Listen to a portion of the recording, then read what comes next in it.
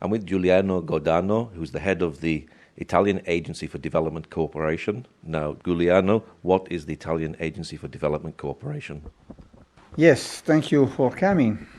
And yes, something about our agency which I'm representing. The Italian agency quite recently created, because before it was a department of the Ministry of Foreign Affairs.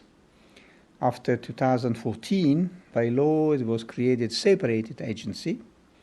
Then the Italian Cooperation Agency was created then.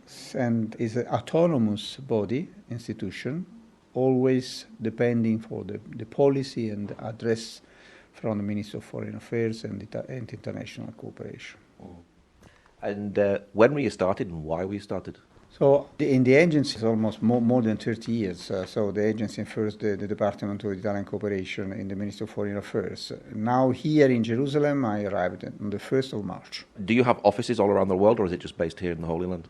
Yes, we have almost around 20 offices, according to the priority the Italian cooperation is given to each country. Some, if the program is huge one, so you have a national office.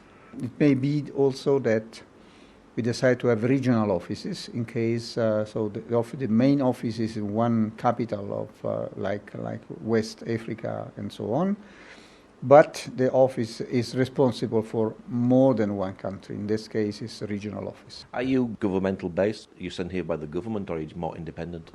No, it's a governmental agency. It's a governmental agency. What sort of projects do you do here? So we are mainly present and supporting Palestine in the human services like gender, health, and something about education, and then also economic development, but also reconstruction, because unfortunately this is a sector which is repeatedly needed because of the events, so also reconstruction. And whereabouts in Palestine do you work? So we cover all the country, all Palestine, so West Bank and Gaza. Here in Palestine, the main question is the ownership of the economic capacity. So if the Palestinian people are not completely owning the energy which is needed for any kind, for life, for social life, you need energy, power, and also for production, you need power. And water is the second good that which is impossible to have a normal life. So all efforts should be oriented in achieving this goal. So power generation, autonomy, and also water. Then, of course, there are many others, but at least these two elements should be very huge priority. We have several programs. For example, in Gaza, yes, we are working and contributing to a vast program financed also with the World Bank for the desalination of the available water in order to give to Gazian people the capacity, the possibility to have regularly good quality of water, and for the energy also in Gaza, but also in the rest of West Bank. We are working with the Palestinian Authority in order to generate more efficient and more diffused solar generation, alternative generation, because otherwise they will always depend from a neighbor country. In the agriculture, for example, so the diffusion of more irrigated areas, this is fundamental for two things, because we always say, we know that there is still now an Ottoman law which is observed here in Palestine. So the land which are not used, they may be confiscated. So in this case, it's very much important that farmers may have water available to continue to use their lands and maintaining the ownership of the lands. But also the same is for the buildings.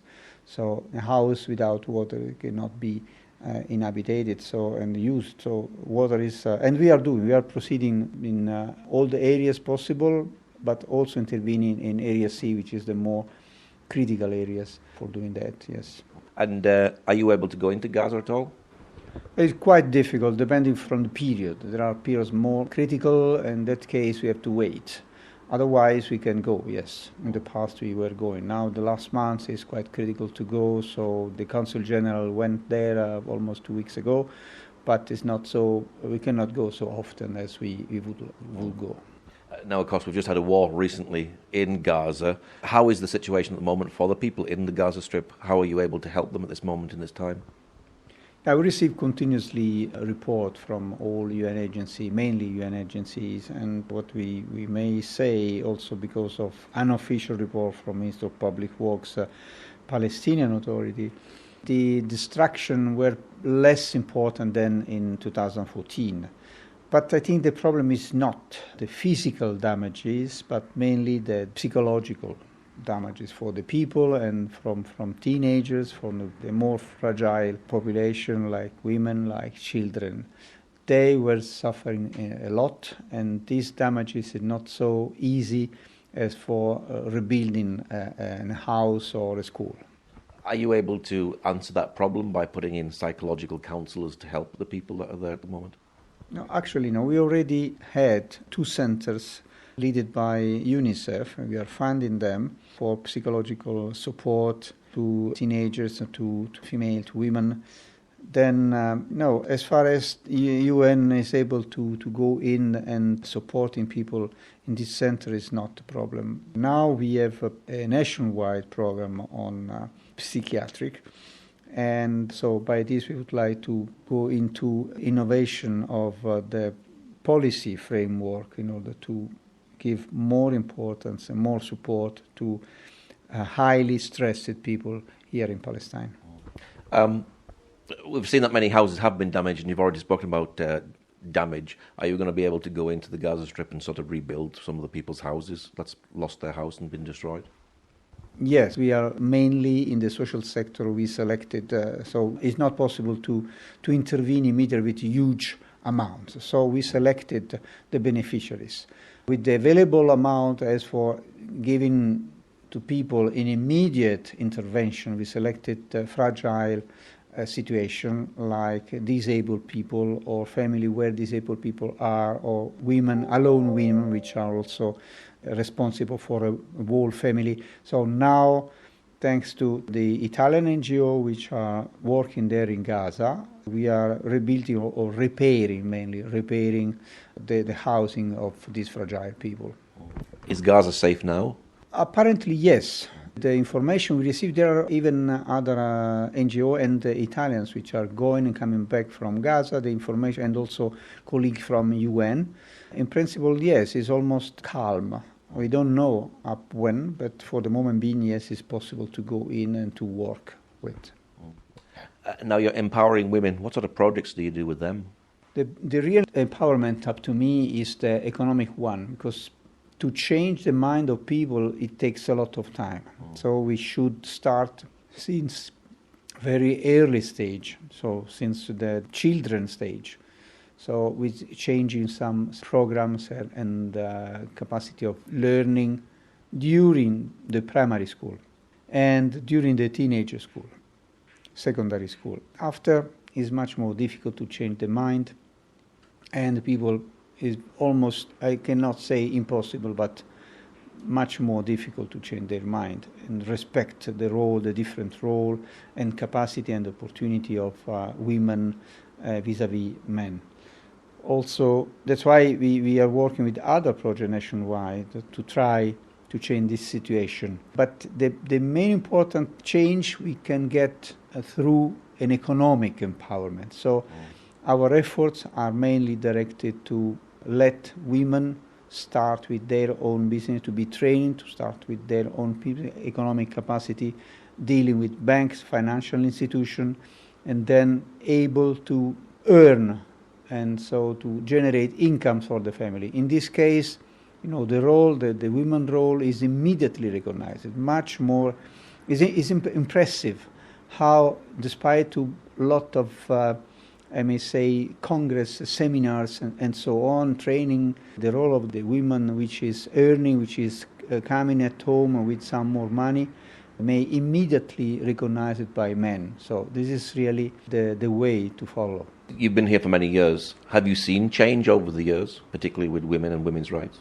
Yes, according to the interview I did in this recent week since I arrived here, I spoke with many women responsible for women's center, and they told me always the same. So what we are doing on the economic impact within the gender issues is much more important than any other things.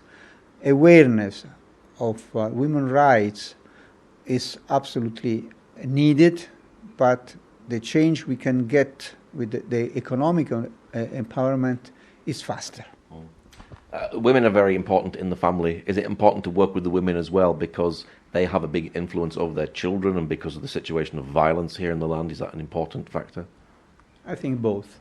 There are several studies where women is much more empowered. The democracy may works much better than when the women separate, I may say, so not recognize the full importance, full rights of women. So that's why, yes, also in traditional families like here, Palestine and Middle East, where the mother is spending much more time vis-à-vis the dad, yes, of course, may have much more importance in learning the children and sons and daughters. So it's for sure the role is much more important here in this more traditional families. But in any case, the role of the women may not stop it in the framework of the house, because the women may have, and is proved, that may have much more importance also in the development of social democracy and more equality in the business. How is the situation over the Palestine after the COVID? So even there, so now Palestine as a whole is recovering little by little. There are still problems in affording, phasing to the vaccination campaign, and vaccines are not always available. But the most critical situation is in Gaza. So everything in Gaza is may be multiplied by 4 or by 5. So death and contagion and inequality in vaccination, everything is unfortunately worse. So Gazian people are really suffering much more from this situation of to be closed and difficulties in almost impossibility to go out, and also about receiving support from the external area of Gaza, depending also from the period, is may be very difficult, quite also impossible. And this is complicating the situation in Gaza. What's your hope for the future? Unfortunately, so whatever we may do in the development cooperation with Palestine is strictly linked to political development. So I believe that a final solution which could give peaceful cohabitation within the two people is highly needed. How to get it is not my job, so I cannot say. And what's your website for people who'd like to know more about the work that you do? Yes, we have our website, so which is you will find very easily, because it's AICS. If you go into Google or any other research, you may just type AICS, and they will say that the whole website for the agency within the world. And also if you look into Jerusalem or Palestine, you will find our program, our activities here in Palestine. Okay, Giuliano, thank you very much. No, thank you for coming.